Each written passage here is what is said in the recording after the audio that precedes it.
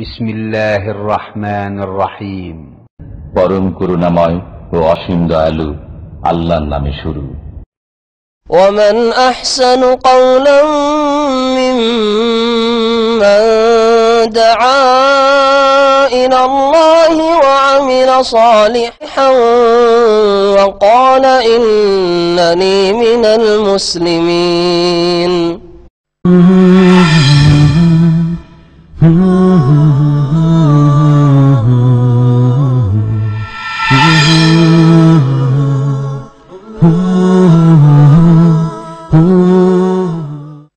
أعوذ بالله من الشيطان الرجيم. بسم الله الرحمن الرحيم.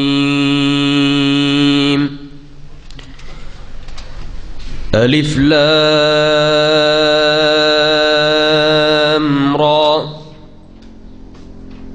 تلك آيات الكتاب وقرآن مبين. ربما يود الذين كفروا لو كانوا مسلمين. ذرهم يأكلوا ويتمتعوا ويلههم الأمل فسوف يعلمون. وما أهلكنا من قرية إلا ولها كتاب معلوم. ما تسبق من أمة أجلها وما يستأخرون. وقالوا يا أيها الذي نزل عليه الذكر إنك لمجنون. لو ما تأتينا بالملائكة إن كنت من الصادقين. ما ننزل الملائكة إلا بالحق وما كانوا إذا منظرين. إنا نحن نزلنا الذكر وإنا له لحافظون. ولقد أرسلنا من قبلك في شيع الأولين. وما يأتيهم من رسول إلا كانوا به يستهزئون. كذلك نسلكه في قلوب المجرمين. لا يؤمنون به وقد خلت سنة الأولين. ولو فتحنا عليهم بابا من السماء فظلوا فيه يعرجون لقالوا إنما سكرت أبصارنا بل نحن قوم مسحورون.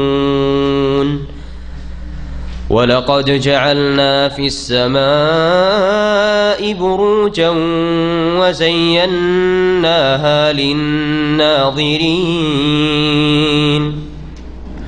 وحفظناها من كل شيطان رجيم.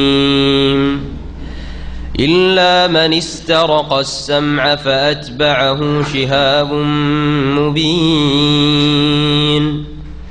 والأرض مددناها وألقينا فيها رواسي وأنبتنا فيها من كل شيء موزون.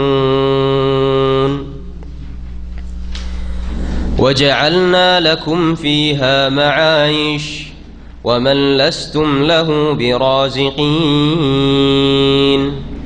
وإن من شيء إلا عندنا خزائنه وما ننزله إلا بقدر معلوم. وأرسلنا الرياح لواقح فأنزلنا من السماء ماء فأسقيناكموه وما أنتم له بخازنين وإنا لنحن نحيي ونميت ونحن الوارثون ولقد علمنا المستقدمين منكم ولقد علمنا المستأخرين وإن ربك هو يحشرهم إنه حكيم عليم. السلام عليكم ورحمة الله وبركاته. إن الحمد لله نحمده ونستعينه ونستغفره ونعوذ بالله من شرور أنفسنا ومن سيئات أعمالنا من يهده الله فلا مضل له ومن يضلل فلا هادي له وأشهد أن لا إله إلا الله وحده لا شريك له وأشهد أن محمدا عبده ورسوله صلى الله تعالى عليه وعلى آله وصحبه وسلم تسليما كثيرا. أما بعد فأعوذ بالله من الشيطان الرجيم. بسم الله الرحمن الرحيم. ألف لام را تلك آيات الكتاب وقرآن مبين وربما يود الذين كفروا لو كانوا مسلمين ذرهم يأكلوا ويتمتعوا ويلههم الأمل فسوف يعلمون. আল্লাহ পাক রব্বুল আলমিনের যাবতীয় প্রশংসা যে আল্লাহ পাক রব্বুল আলমিন কোরআনে করিম নাজিল করেছেন এবং কোরআনে করিম দিয়ে আল্লাহ পাক আমাদের মতো অসংখ্য মানুষ এবং জিনকে তাদের অন্তরকে আলোকিত করেছেন। কোরআনে করিম দিয়ে আল্লাহ পাক রব্বুল আলামিন যেমন এক শ্রেণীর মানুষকে তাদের জীবনকে আলোকিত করেছেন, তাদেরকে সম্মানিত করেছেন, ঠিক তেমনি যারা কোরআনে করিমকে অস্বীকার করেছে, কোরআনে করিমের বিধিবিধান আল্লাহর এই সিলেবাসের বাস্তবায়ন করেনি বা বিশ্বাস করেনি, বিশ্বাস করলেও তা মেনে চলেনি, আল্লাহ পাক তাদেরকে ক্ষতিগ্রস্ত করেছেন, লাঞ্ছিত অপদস্থ করেছেন। ওয়ালা ইয়াজিদুল যালিমিনা ইল্লা খাসারা। নবী করিম সাল্লাল্লাহু আলাইহি ওয়াসাল্লাম বলেছেন, ইন্নাল্লাহ ইয়ারফাউ বিহাযাল কিতাবি আকওয়ামান ওয়া ইয়াদাউ বিহি আখারিন। নিঃসন্দেহে আল্লাহ পাক এই কিতাব মহাগ্রন্থ আল কোরআন দিয়ে বহু জাতিকে উপরে উঠিয়েছেন, সম্মানিত করেছেন দুনিয়া এবং আখিরাতে। আল্লাহ পাকের সন্তুষ্টি তারা হাসিল করেছে। সমস্ত রকমের বিপদ, যেই বিপদ তাদের সর্বনাশ করে, তাদের ভবিষ্যৎকে অন্ধকার করে, আর আখেরাতের জীবন হচ্ছে আসল জীবন, তারপরে আল্লাহ পাক নেক লোকদেরকে দুনিয়া থেকে বঞ্চিত রাখেন না। আল্লাহ পাকের কিতাবের বাস্তবায়নকারীদেরকে দুনিয়াতেও মানসিক সার্বিক আল্লাহ পাক রব্বুল আলামিন শান্তি দিয়ে থাকেন, অল্পতেই আল্লাহ পাক তাদেরকে সন্তুষ্ট করে থাকেন। ওয়াযাউ বিহি আখারিন, এবং এই কোরআনে কারীম দিয়ে বহু জাতিকে আল্লাহ পাক লাঞ্ছিত অপদস্থ করেছেন। সালাত এবং সালাম নাজিল করেন মুহাম্মদ রাসূলুল্লাহ সাল্লাল্লাহু আলাইহি সাল্লামের উপর, যাকে আল্লাহ পাক সবচেয়ে বেশি সম্মানিত করেছেন, তার প্রতি কোরআনে কারীম নাজিল করেছে। কোরআনে কারীম নাজিল করে, এই কোরআনে কারীম তার প্রতি নাজিল করে আল্লাহ পাক তাকে শেষ রাসূল করেছেন। সমস্ত বিশ্বজাহানের মানুষের জন্য তাকে হিদায়াতকারী, সুসংবাদদাতা, মুবাশশির ও নযীর, সতর্ককারী করে আল্লাহ পাক প্রেরণ করেছেন। যারা মেনে নিয়েছে ভাগ্যবান হয়েছে। একই শহরের মানুষ, মক্কার মানুষ, যারা মেনে নিয়েছে তারা ভাগ্যবান হয়েছে। তাদের নামের সাথে কিয়ামত পর্যন্ত রাদিয়াল্লাহু আনহু রাদিয়াল্লাহু আনহু চলতেই থাকবে। আবু বকর, ওমর, উসমান, আলী আর সাহাবায়ে কেরাম রাদিয়াল্লাহু আনহু আজমাইন, মুহাজিরিন, আনসার। আর যারা অস্বীকার করেছে, আবু জাহাল, আবু লাহাব, তাদের নাম নেওয়ার তাদের বংশধরও নেই, তাদের দোয়া দেওয়া তো দূরের কথা, তাদের সুনাম করা তো দূরের কথা। আজকে তাফসীর হবে সূরাতুল হিজরের। সূরাতুল হিজর, এই সূরা দ্বিতীয় আয়াত থেকে শুরু হচ্ছে 14তম পারা। এই সূরার নাম সূরাতুল হিজর। হিজর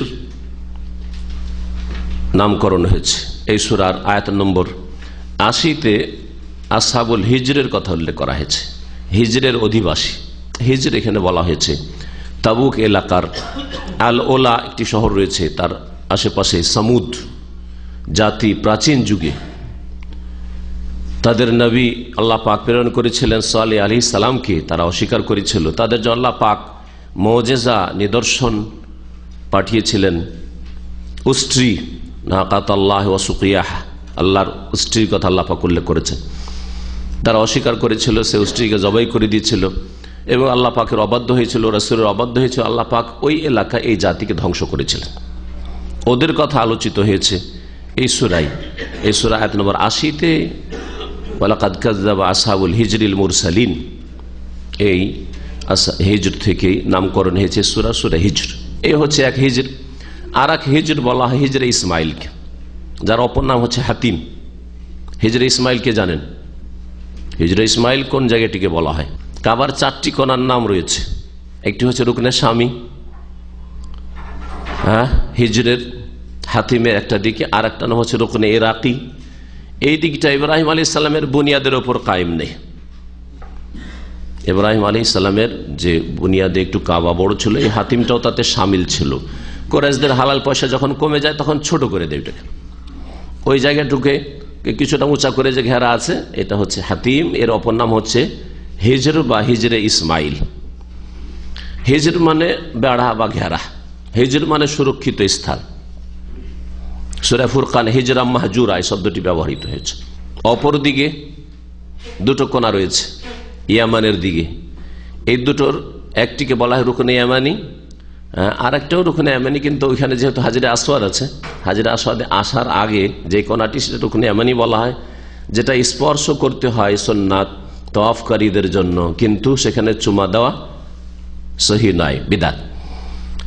আর হাজরে আসওয়াদ যেখানে কালো পাথর রয়েছে, এখানে চুমা দেওয়া সম্ভব হলে চুমা দিবে, চুমা দেওয়া সম্ভব না হলে স্পর্শ করে চুমা দিবে। তো এই হচ্ছে রুকন। তো রুকনে শামি আর রুকনে ইরাকের মাঝখানে রয়েছে যে ঘেরাটা, এই ঘেরাটা কাবারই একটা অংশ, একে বলা হয় হিজর বা হিজরে ইসমাইল। আল্লাহ পাক রব্বুল আলামিন এখানে ওই তাবুক এলাকার ওলা, আল ওলা শহরে যেখানে সামুদ সম্প্রদায়কে ধ্বংস করা হয়েছিল, তাদের কথা হিজর উল্লেখ করেছেন। এই নামে নামকরণ হয়েছে। এই সূরা মক্কি সূরা, রাসূলুল্লাহ সাল্লাল্লাহু আলাইহি ওয়াসাল্লামের মক্কি জীবনে নাযিল হয়েছে। যখন রাসূলুল্লাহ সাল্লাল্লাহু আলাইহি ওয়াসাল্লাম সাহাবায়ে কেরামদেরকে ঠাট্টা বিদ্রুপ করত, উপহাস করত, হেয় প্রতিপন্ন করত, আর কাফেররা এদের কোনো পরোয়াই করতো না, এরা আবার কি করে নেবে, সেই সময়গুলিতে নাযিল হয়েছে। কোরআনে কারীমের ভাষা, এই সূরার ভাষা বা ভঙ্গিমা তাই প্রমাণ করে।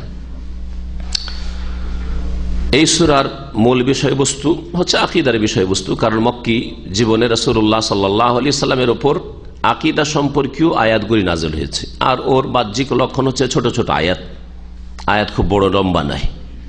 মদিনায় যে আয়াতগুলি সূরাগুলি নাযিল হয়েছে দেখবেন আয়াত খুব লম্বা লম্বা, সূরা বাকারার আয়াত, সূরা আলে ইমরান, এগুলো আয়াত বড় বড় লম্বা লম্বা আয়াত। কারণ বিধিবিধান আহকাম মাসাইলের জন্য লম্বা কথার প্রয়োজন রয়েছে, কিন্তু আকীদার জন্য সংক্ষেপে বলাই যথেষ্ট রয়েছে। আর সংক্ষেপে বললে সহজে কবুল করবে মানুষ, সহজে উপলব্ধি করতে পারবে। এই হিকমতে মক্কি সূরাগুলির আয়াতগুলি খুব ছোট ছোট। দেখেন এই সূরাতেও আয়াত খুব ছোট ছোট। এর মূল বিষয়বস্তু যা দিয়ে শুরু হয়েছে তা হচ্ছে রিসালাতের প্রতি ঈমান, আর রিসালাতের দুটোই দিক রয়েছে। ঈমানের স্তম্ভ কয়টি? 6টি। তার মধ্যে একটি হচ্ছে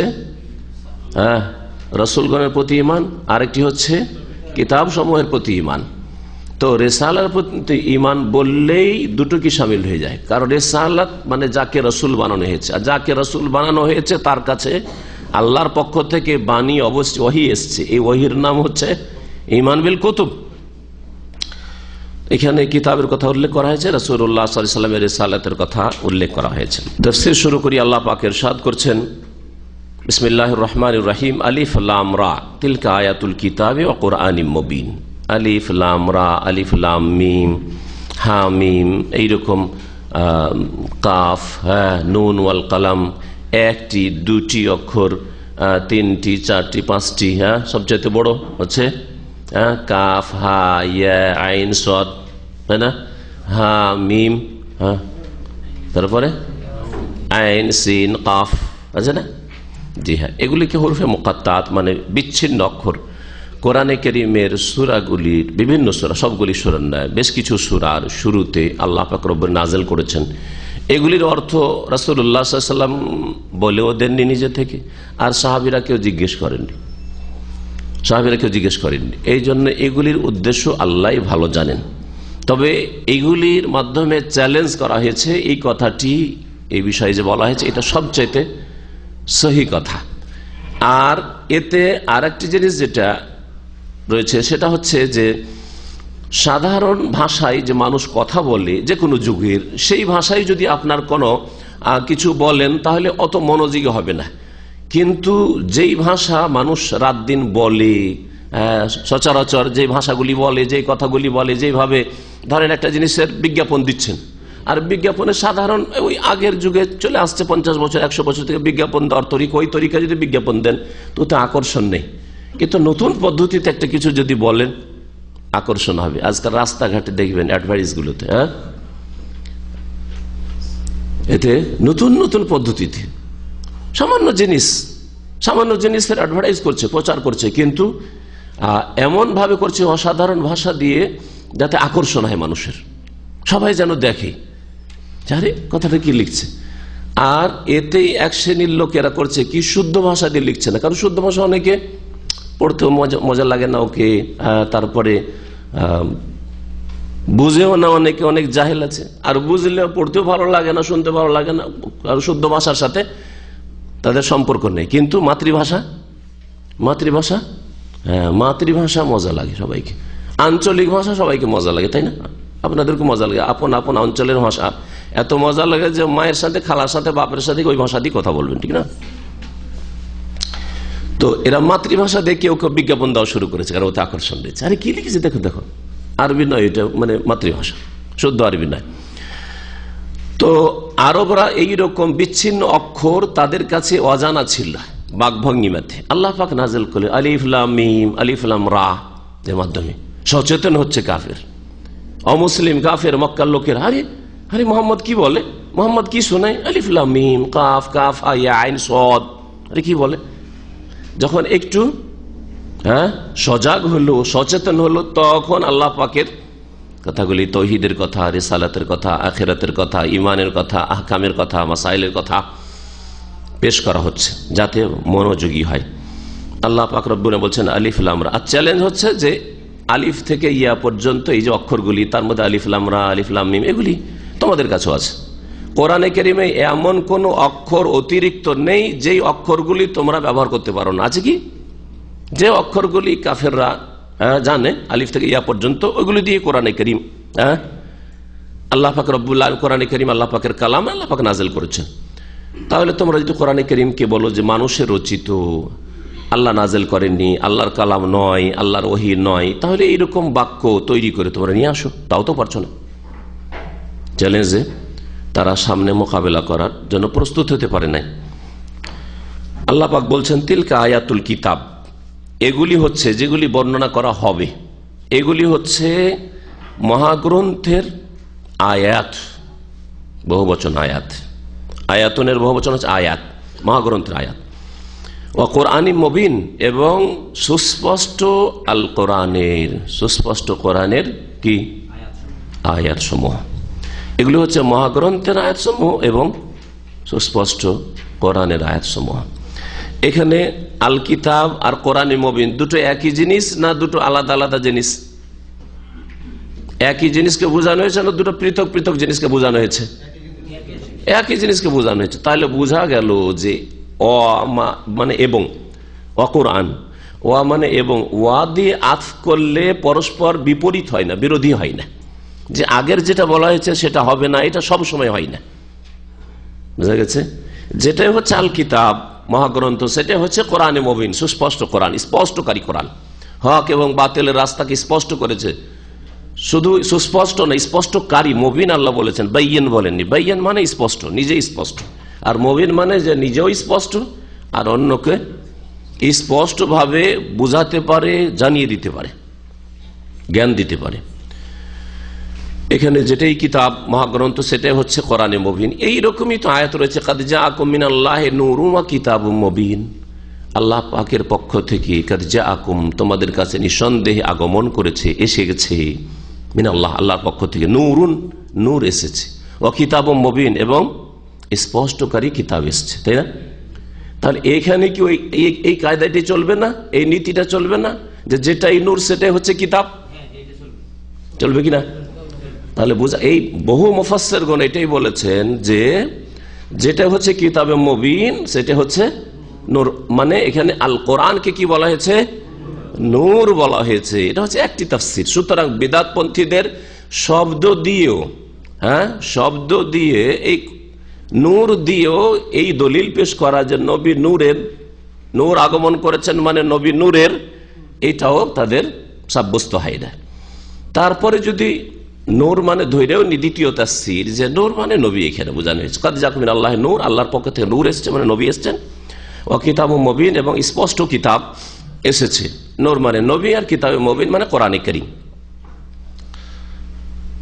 তাহলে আল্লাহ পাক রব্বুল আলামিন এই নূর মানে হেদায়েতের নূর, রাস্তা দেখাবার নূর, জান্নাতের পথের নূর। এই নয় যে শারীরিক ভাবে নূর, সৃষ্টিগত ভাবে নূর, তিনি নূরের পয়দা, এই কথা তো বোঝানো হয়নি। যদি এই কথাই হয় যে তিনি সৃষ্টিগত, তাকে নূর দিয়ে পয়দা করা হয়েছে, তাহলে অন্য একটি আয়াত নয়, অনেকগুলি আয়াত রয়েছে যেখানে বলা আছে হে নবী তুমি বলো ইন্নামা আনা বাশারুন মিসলুকুম, আমি তোমাদের মতো মানুষ ছাড়ার কিছুই নই। তো বাশার এক জায়গায়, কয়েক জায়গায় বাশার, আর আরেক জায়গায় নূর মানে বলবেন নূর থেকে সৃষ্টি নবী। তাহলে কোরআনে কি দ্বন্দ্ব আছে?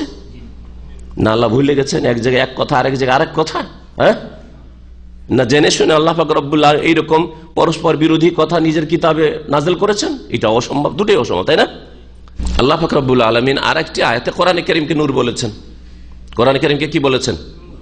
ওয়া আনজালনা ইলাইকুম নূরাম মুবিনা, তোমাদের উদ্দেশ্যে আমি স্পষ্টকারী নূর নাযিল করেছি। কি নাযিল করেছেন? তাহলে এখানে কি বোঝানো হয়েছে? কোরআনকে। তাহলে ওই আয়াতে কোরআন বলা হয়েছে। তাহলে বোঝা গেল যে এখানে যখন নূরাম মুবিনা বলে, তো ওই কাদ জাকুম মিনাল্লাহি নূরুন, ওর মানে হচ্ছে কোরআন। তারপরে যখন কোরআনে কারীমকে নূর বলা হইলে কোনো বিদআতি কথা বলে না, কোরআন নূরের পয়দা, শুনেছেন? না কোরআনকে মখলুক বলছে তারা, মুতাজিলাদের মতো, তাও তো বলছে না, তাই না? তো কোরআন নূরের নয়, কোরআন নূরের নয়। তারপর আল্লাহ বলছে নূরাম মুবিনা, আমি স্পষ্টকারী নূর নাযিল করেছি। তাহলে এই নূর কোরআন কিসের নূর? কোরআন নূর আছে নাকি? কোরআন নূর আছে, হেদায়েতের নূর আছে। সৃষ্টিগত ভাবে কোরআন মখলুক না, কোরআন আল্লাহ পাকের সিফাত গুণ। আর কোরআনে কারীম নূর নয় এই অর্থে, তার গুণের দিক থেকে হচ্ছে নূর, কি যে আলো দানকারী, হেদায়েত দানকারী। কোরআনে কারীমে হেদায়েত রয়েছে। আল্লাহ পাক রব্বুল আলামিন তারপরে বলছেন রুবামা ইয়াওয়াদ্দুল্লাযীনা কাফারু লাউ কানু মুসলিমিন। তাহলে এখানে ঈমানের বিষয়, আকীদার বিষয়, কিতাব, এগুলি আল্লাহ পাকের পক্ষ থেকে নাযিল হয়েছে। এই আয়াতগুলি মহাগ্রন্থ আল কোরআন আয়াত, এগুলি মানুষের রচিত নয়। তারপরে আল্লাহ পাক রব্বুল আলামিন আখিরাতের কথা বলছেন, আখিরাতের কথা বলছেন। সেই সময় কাফেরদের দশা কি হবে? বলছেন রুবামা ইয়াওয়াদ্দুল্লাযীনা কাফারু, কোন এক সময় কাফেররা আকাঙ্ক্ষা করবে, কোন এক সময় ইয়াওয়াদ্দু মানে হচ্ছে পছন্দ করা, আকাঙ্ক্ষা করা, আক্ষেপের সাথে কোনো কিছু চাওয়া, হাত ছাড়া হয়ে গেছে, আক্ষেপ করছেন, হাই এটা পেলাম না কেন, হইল না কেন, যদি এটা হতো। আল্লাহ বলছেন রোবামা ইয়াওয়াদ্দু। রোবামা শব্দটি শুনে নেন যারা কিছু গ্রামার বুঝেন বা বোঝার চেষ্টা করেন। আসলে এই ছিল রুব্বা। রুব্বা হচ্ছে হারফেজার, 17টি যে হারফেজার রয়েছে তার মধ্যে একটি হচ্ছে রুব্বা। রুব্বাকে বিনা তাসদিদে রোবাও পড়া যায়। রোবা যখন পড়বেন তখন তাতে মা অতিরিক্ত বাড়িয়ে দিতে হবে, রোবা মা। আর রুব্বাতেও মা বাড়ানো যায়, রুব্বা এমনিতে ব্যবহার হয়। রুব্বা রাজুলিন দাইফুন, রুব্বা রাজুলিন দাইফিন কওয়িয়ুন, কোন কোন দুর্বল মানুষ শক্তিশালী হয়। এই যে কোন কোন অর্থে বা কখনো কখনো অর্থে, এটাকে রুব্বা মাও পড়া যায় আর রোবামা পড়া যায়। কোরআনে কারীমে বিনা তাসদিদে আল্লাহ এই শব্দটি ব্যবহার করেছেন। রুবামা ইয়াওয়াদ্দুল্লাযীনা কাফারু, কোন এক সময় কাফেররা আশা আকাঙ্ক্ষা করবে, আক্ষেপের সাথে আকাঙ্ক্ষা করবে, চাইবে, লাউ কানু মুসলিমিন, যে তারা যদি মুসলিম হয়ে যেত, দুনিয়াতে মুসলিম হয়ে যদি আল্লাহর কাছে হাজির হইতো, লাউ কানু মুসলিমিন, হাই যদি মুসলিম হয়ে এই আখিরাতে আসতাম, মুসলিম হয়ে আমার মত হইতো, মুসলিম হয়ে যদি আল্লাহর সামনে বিচার দিবসে উপস্থিত হইতে পারতাম, লাউকানু মুসলিমিন। সেই এমন সময় আকাঙ্ক্ষা করবে আর অতীতের পাপের উপর আক্ষেপ করবে যখন আর সংশোধনের কোনো সুযোগ নেই। হ্যাঁ, দুনিয়াতে সুযোগ ছিল যে লাউকানু মুসলিমিন, যদি মুসলিম হয়ে যেতাম ভালো হইতো, তো হয়ে যাও এখন, কিন্তু দুনিয়াতে মুসলিম হয়নি। এই সময়টি কোন সময় ছিল এই সম্পর্কে তাফসীরকারদের নানা মত রয়েছে। একদল বলছেন যখন মৃত্যু মুখে পতিত হবে, আল্লাহর আযাবের ফেরেশতাদেরকে, মালায়েকাদেরকে দেখে নেবে, তখন আক্ষেপ করে বলবে লাউকানু মুসলিম, হাই যদি মুসলিম হয়ে যেতাম, মুসলিম হয়ে মরতে পারতাম। এই একটা। কেউ কেউ বলেছে যে না, কবরে যখন তার জিজ্ঞাসা শুরু হবে তখন। কেউ বলেছে বিচার দিবসে আল্লাহর সামনে আসামের কাঠগড়ায় কাফের মুশরিক বেদিন বিধর্মী যখন হাজির হবে, তখন বলবে লাউকানু মুসলিম, হাই মুসলিম হয়ে যদি আসতাম, মুসলিমরা তাদের বিচারে পাশ করে তাদের ডান হাতে আমলনামার তারা যাচ্ছে জান্নাতে, লাউকানু মুসলিমিন, যদি মুসলিম হয়ে যেতাম। কেউ কেউ বলেছেন যখন মুসলিম গুনাহগাররা পর্যন্ত রাসূলুল্লাহ সাল্লাল্লাহু আলাইহি ওয়াসাল্লামের শাফাআত পাবে আর শাস্তি থেকে অব্যাহতি পেয়ে যাবে, তখন আক্ষেপ করবে, হাই যদি আমরা মুসলিম হইতাম তো রাসূলুল্লাহ সাল্লাল্লাহু আলাইহি ওয়াসাল্লামের শাফাআত হইতো, নেক লোকদের শাফাআত হইতো, আম্বিয়াগণের শাফাআত হইতো, লাউকানু মুসলিমিন আক্ষেপ করবে। কেউ কেউ বলেছেন যে জাহান্নামে যখন চলে যাবে জাহান্নামীরা, কাফের জাহান্নামীরা, স্থায়ী জাহান্নামীরা, আর মুসলিম ফাসিক গুনাহগার, কাবিরা গুনাহ করেছে, সুদখোর, ঘুষখোর, বেঈমান, হ্যাঁ, ফরজ ওয়াজিবাতে যাদের ঘাটতি, এইসব লোকেরা জাহান্নামে যাবে, জাহান্নামে যাবে। তখন বলবে যে আরে তোমরা মুসলিম হয়ে করেছো কি, তোমার বাপ দাদা মুসলিম ছিল, আমার হিন্দু ছিল, খ্রিস্টান ছিল, ইহুদি ছিল, পার্থক্য কি, তোমরাও জাহান্নামে আমরাও জাহান্নামে। তখন আল্লাহ পাক রব্বুল আলামিন রহমত প্রাধান্য পাবে, ইন্না রাহমাতি সাবাকাত আলা গাযাবি, আমার রহমত, আমার ক্রোধ, আমার গজবের উপর প্রাধান্য পাবে, অগ্রাধিকার পাবে। আল্লাহ পাক বলবেন যে আমার রহমতে মুমিন যারা তৌহিদ প্রতিষ্ঠা, মুমিন মানে মুশরিক আবার শিরকি আকীদার লোক না, সহি আকীদার তৌহিদ ছিল কিন্তু ফরজ ওয়াজিবে ঘাটতি ছিল, হারাম কাবিরা গুনাহ করে গেছে, জাহান্নামে জ্বলবে কিছুকাল, দীর্ঘকাল। আর তারপরে তাদেরকে আল্লাহ তাঁর রহমতে যখন জাহান্নাম থেকে বের করে জান্নাতের হুকুম করবেন, ওই কাফের আসামিরা, চিরকালের জাহান্নামীরা দেখবে যে আমাদের চোখের সামনে থেকে এই মুসলিম জাহান্নামীরা ছিল, এরা উঠে উঠে চলে গেল রে, এরাকে আল্লাহ জান্নাত দিয়ে দিল। রুবামা ইয়াওয়াদ্দুল্লাযীনা কাফারু লাউ কানু মুসলিমিন। সেই দিন আক্ষেপ করে বলবে যে হাই আমরাও যদি মুসলিম হইতাম তো আমাদের ওপর আল্লাহ পাকের রহম হইতো, আর আজকে আমরাও জাহান্নাম থেকে উঠে জান্নাতে যাওয়ার সুযোগ পেতাম। এই যতগুলি তাফসির করা হয়েছে, এক একটি করে তাফসির না করে সবগুলি হইতে পারে, কারণ একাধিকবার, রুবামা মানে একবার শুধু হয় না, হ্যাঁ, কোন সময়, একাধিক সময় হইতে পারে। এই রুব্বা শব্দটি দুই অর্থে ব্যবহার হয়, পরস্পর বিরোধী। অধিকাংশের ক্ষেত্রে ব্যবহার হয়, আবার অল্প সময়ের ক্ষেত্রে ব্যবহার হয়। কি মানে? যদি বলেন রুব্বা রাজুলিন দাইফিন কাওয়িয়ুন, কখনো কখনো দুর্বল মানুষও শক্তিশালী হয়ে যায়, অসুস্থ তারপরে শক্তিশালী, তাই না? কখনো কখনো হয়, তো অল্প অর্থ আসলো। আর কখনো অধিকাংশের অর্থ হয়, অধিকাংশ সময় এই অর্থ ব্যবহার হয়ে থাকে রুব্বা মানে। তো এখানে অল্প বা কিছু সময়ের অর্থে ব্যবহার হয়েছে। কোন কোন সময় এরকম হবে, এমন এক সময়গুলি আসবে যে সময়গুলিতে কাফের তামান্না করবে, আকাঙ্ক্ষা করবে, মনের কামনা বাসনা প্রকাশ করবে যে হায় লাউ কানু মুসলিমিন, তারা যদি মুসলিম হয়ে যেত। আল্লাহ পাক বলছেন নবী সাল্লাল্লাহু আলাইহি ওয়াসাল্লামকে, জারহুম, এদেরকে ছেড়ে দাও, মানে উপেক্ষা করো, জবরদস্তি করার কিছু নেই। ইয়াকুলু, এদেরকে খেতে দাও, খেতে থাক, এরা ভক্ষণ করতে থাক। ওয়াতামাত্তাউ, এবং ভোগ বিলাস করতে থাক, তামাত্তু মানে ভোগ বিলাস করা। ওয়ায়ুলহিহিমুল আমাল, এবং এদের মিথ্যে আশা এদেরকে উদাসীন করে রাখুক। আল্লাহ ইউলহি মানে হচ্ছে গাফিল, উদাসীন করে রাখা। আল্লাহ কুমুত্তাকাসুর, আল্লাহ কুম, কুম এখানে জমির, আল্লাহ কুম। তো আল্লাহ হচ্ছে বাবে ইফাল থেকে মাজির শেখা, আর এখানে ইউলহি, আল্লাহ ইউলহি, ইউলহি হিমুল আমাল, তাদেরকে উদাসীন করে রাখুক তাদের মিথ্যে আশা। আমাল বলা হচ্ছে উচ্চ আকাঙ্ক্ষা, বড় বড় আকাঙ্ক্ষা, কাজকর্ম না করে আশা আকাঙ্ক্ষা করা। ইমানবিহীন, আমলবিহীন, নামাজ নেই, তাওহীদ নেই, সুন্নত নেই, আল্লাহর ভয় নেই, কাবিরা গুনাহ থেকে বাঁচেন না, পর পর গুনাহ হয়েই যাচ্ছে, তওবা নেই, আর আশা করে বসে আছেন যে মুসলিম তখন জান্নাত পাবো, একে বলা হয় আমল। এটা হচ্ছে ভ্রান্ত মিথ্যা আশা, মিথ্যা আশা। আর সহি আশা হচ্ছে রাজা। আপনি রাজা, আল্লাহ রহমতের আশাবাদী হইতে বলেছেন, লা তাকনাতু মির রাহমাতিল্লাহ, আল্লাহর রহমত থেকে নিরাশ হইও না, মানে আশা রাখো। তাহলে আপনি ঈমান আমলের সাথে আর ভুল ভ্রান্তি হলে তওবার সাথে প্রতিদিন তওবা করছেন, প্রতিদিন আপনি যে ভুলগুলি আর করব না, আগামীতে আল্লাহ না করে যদি হয়ে যায় আবার সাথে সাথে দ্রুত তওবা করছেন, তারপরে যদি রহমতের আশা রাখেন তো এটা শরীয়ত সম্মত।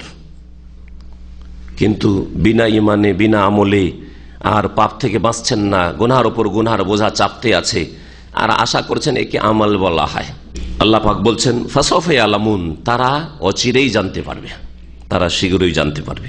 ওমা আহলাকানা মিন কারিয়াতিন, তাদের পরিণাম জানতে পারবে। আল্লাহ পাক তারপরে বলছেন বিগত যুগের যে কোনো জাতির কথা, যে কোনো জনপদের, ওমা আহলাকানা মিন কারিয়া, আমি কোনো জনপদকে ধ্বংস করি না, কিন্তু কখন ধ্বংস করি তার একটা নির্দিষ্ট সময় রয়েছে। ইল্লা ওয়ালাহা কিতাব মালুম, তবে সেই জনপদের মানে সেই জনপদের অধিবাসীদের জন্য নির্দিষ্ট একটা লিখনি রয়েছে। আল্লাহ পাক লিখে রেখেছেন এতদিন এই জাতিকে, এই সম্প্রদায়কে ছাড় দেওয়া হবে, আর তারপরে ধরা হবে, অমোক সময় এদেরকে ধরা হবে। এইরকম পরিস্থিতি গিয়ে এতদিন ছাড় দেওয়া হবে, 100 বছর, 200 বছর, 400 বছর, আল্লাহ পাক ছাড় দেন, ছেড়ে দেন না। রাশিয়ার কমিউনিস্টদেরকে, সোভিয়েত ইউনিয়নের কমিউনিস্টদেরকে আল্লাহ পাক 70 বছর জুলম অত্যাচারে ছাড় দিয়েছেন। মোগলদেরকে আল্লাহ পাক 800 বছরের মুসলিম শাসকদেরকে ছাড় দিয়েছেন, ছেড়ে দেননি। এরকম প্রতিটি জাতিকে আল্লাহ পাক রব্বুল আলামিন ছাড় দিয়েছেন।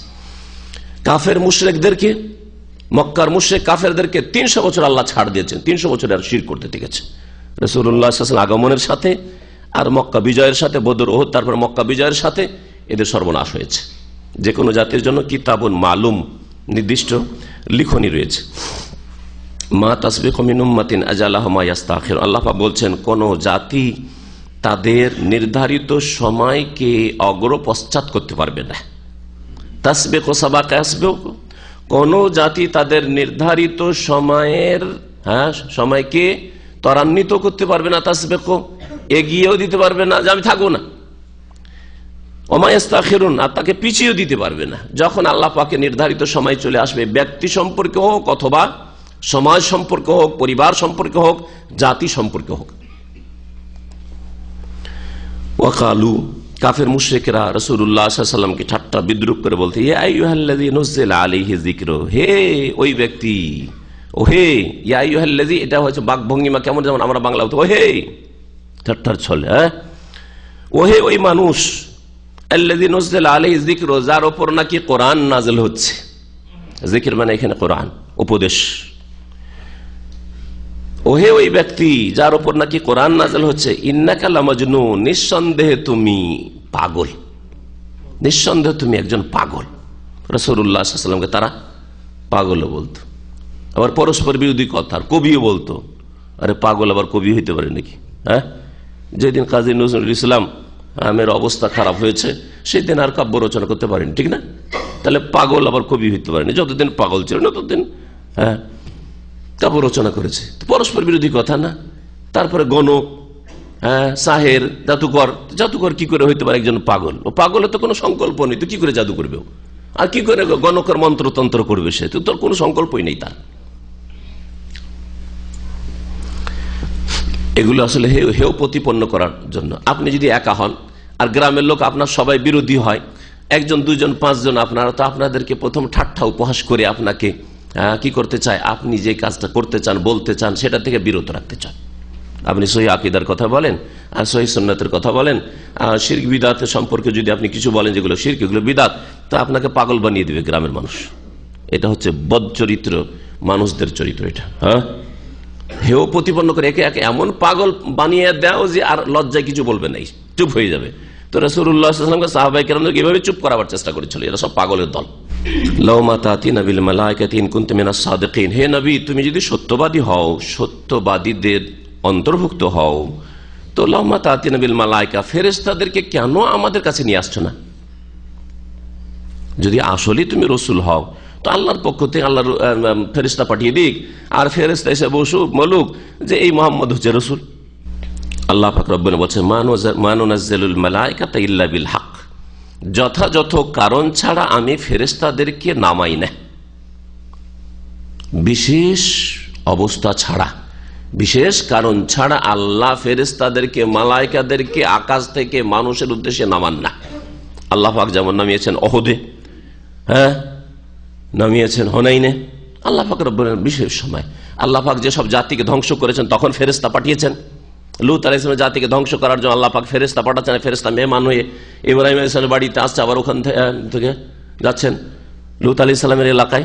এইভাবে আল্লাহ পাক যথাযথ কারণ, বিল হক, যথাযথ কারণ ছাড়া আল্লাহ পাক এমনি এমনি ফেরেশতা চাইবে যে ফেরেশতা এসে সার্টিফাই করুক যে মুহাম্মদ হচ্ছে রসুল তাহলে মানবো, এইরকম পাঠাবেন না। আর যদি আল্লাহ পাঠিয়ে দেন আর তারপরে না মানো, তোমাদের একজন না মানে, তো কোনো কল্যাণ নেই, তোমাদের ধ্বংস করে আল্লাহ ছাড়বেন। আর আল্লাহ তোমাদের উপর এখনো দয়া করতে চান, ধ্বংস করতে চান না।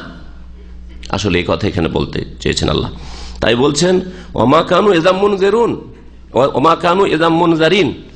আর যদি এজান মানে যদি ফেরেশতা নেমে চলে আসে তাহলে তাদেরকে ছাড় দেওয়া হবে না, তাদেরকে ছাড় দেওয়া। ফেরেশতা চলে আসলো, বলল তাদেরকে হ্যাঁ যে কোরআন সত্য, নবী সত্য, মুহাম্মদ সাল্লাল্লাহু আলাইহি ওয়াসাল্লাম নবী হচ্ছেন, আর তারপরে কেউ মানলে না, ওমা কানু ইযা মুনজারিন, তাহলে তাদেরকে আর ছাড় দেওয়া হবে না, অবসর দেওয়া হবে না।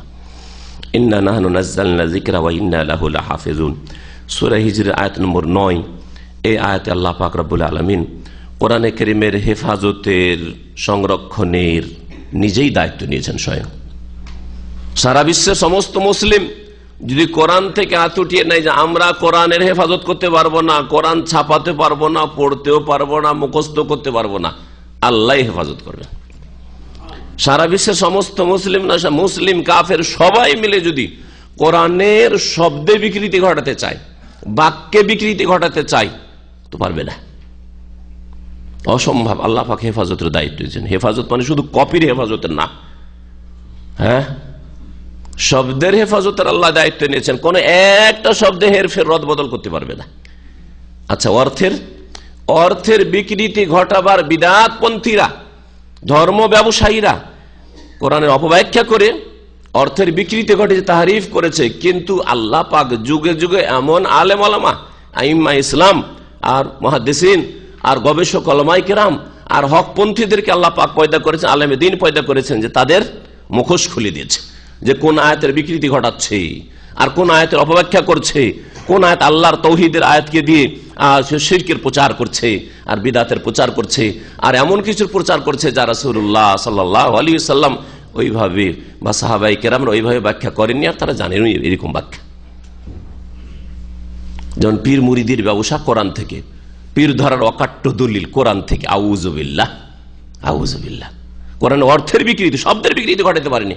কোন জায়গায় পীর শব্দ নিয়ে আসক্ত দেখি, কোন জায়গায় কোরআনে কারীমে তাসাউফ শব্দ নিয়ে আসক্ত, সুফিইজম, সুফিয়াত এই শব্দটি নিয়ে আসক্ত দেখি। অসম্ভব শব্দে বিকৃতি ঘটাতে পারবে না, কিন্তু অর্থে বিকৃতি ঘটিয়েছে। ইহসান মানে ফালা তুযাক্কু আনফুসাকুম হুয়া আ'লামু মানে তাজকিয়া নফস, ওয়া ইউযাক্কিহিম ওয়া ইউআল্লিমুহুম তাজকিয়া নফস মানে সুফিইজম আর হুলুল আর ওয়াহদাতুল ওজুদ আর তাসাউরের শেখ আর তাসাউরের কি বলছে ফানাফিল ফিশ শেখ আর ফানাফির রসুল আর ফানাফিল্লাহ। আউযুবিল্লাহ, কোথায় কুফরি কথা আর কোথায় কোরআনে কারীম তৌহিদ নিয়ে এসেছে। তো অর্থের বিকৃতি ঘটাবার চেষ্টা করেছে, তারপরে আলেম ওলামাদেরকে আল্লাহ পাক আইম্মায়ে হক যুগে যুগে থাকবে, লা তাযালু তায়ফাতুম মিন উম্মতি যাহিরিন আলাল হক লা ইয়াদুররুহুম মান খাযালাহুম হাত্তা ইয়াতি আমরুল্লাহ ওয়া হুম আলা যালিক ওয়া হাত্তা তাকুমাস সাহ। অন্য হাদিসে রয়েছে আমার উম্মতে একটি দল, লা তাযালু তায়ফাতুম মিন উম্মতি যাহিরিন আলাল হক, সত্যের উপর বিজয়ী থাকবে, সত্য কথা প্রচার করতে থাকবে, লা ইয়াদুররুহুম মান খাযালাহুম, যারা তাদেরকে অপদস্থ লাঞ্ছিত করতে চাইবে, গালমন্দ করতে চাইবে, অপমান করতে চাইবে, কখনো তাদেরকে অপদস্থ করতে পারবেন না হাত্তা ইয়াতি আমরুল্লাহ, যতক্ষণ পর্যন্ত আল্লাহর কিয়ামতের নির্দেশ না আসবে। হাত্তা তাকুমুস সাআ অন্য রিওয়ায়াত রয়েছে যতক্ষণ পর্যন্ত কিয়ামত না আসছে।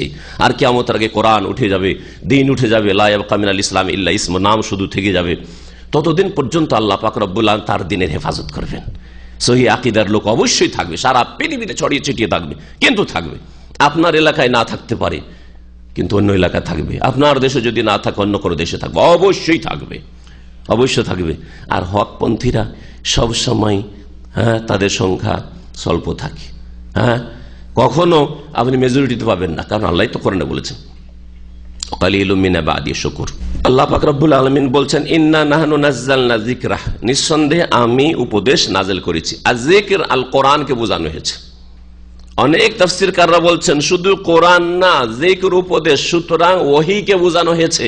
আর ওহী মাতলু কোরআনে কারীম যা তেলাওয়াত করা হয়, আর ওহী গায়র মাতলু রাসূলুল্লাহ সাল্লাল্লাহু আলাইহি ওয়াসাল্লামের হাদিস, রাসূলুল্লাহ যা করেছেন, বলেছেন আর অনুমোদন দিয়েছেন, কোরআন হাদিস দুটোকেই বোঝানো হয়েছে, দুটোকেই বোঝানো হয়েছে। কোরআনে কারীমের শব্দের হেফাজত আল্লাহ পাক কোরআনে কারীম করে দিয়েছেন। মানুষ লাখ লাখ মুসলিম ছেলেমেয়েরা হাফেজে কোরআন রয়েছে। কোরআনে কারীমের অর্থ, সহি অর্থ জাননেওয়ালা হাজার হাজার উলামায়ে হক রয়েছেন, উলামায়ে দ্বীন রয়েছে, আর থাকবেন।